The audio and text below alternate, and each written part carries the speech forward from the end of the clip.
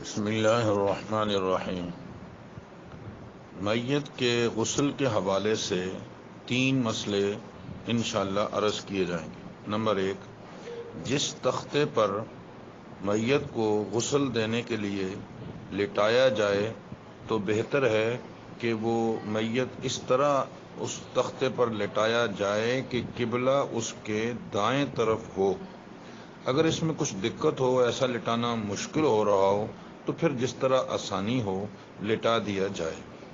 Number 2، میت کے بدن کے کپڑے مثلاً کرتا، بنیان وغیرہ وہ چاک کر کے وہ نکال لیے جائیں اور ایک تہبند اس کے سطر پر ڈال کر اندر ہی اندر وہ کپڑے اتار لیے جائیں۔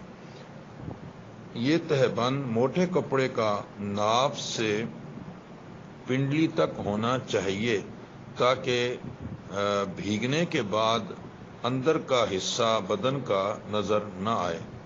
نمبر 3، ناف سے لے کر زانو تک کا جو حصہ ہے میت کا، اس کو دیکھنا جائز نہیں ہے، اور ایسی جگہ ہاتھ لگانا بھی بغیر دستانوں کے جائز نہیں ہے۔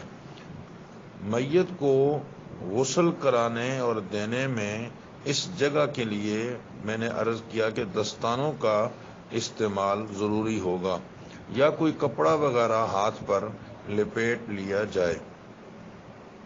جس جگہ زندگی میں ہاتھ لگانا جائز نہیں، وہاں مرنے کے بعد بھی بغیر دستانوں کے ہاتھ لگانا جائز نہیں، اور نہ ہی اس پر نگاہ ڈالنا جائز ہے۔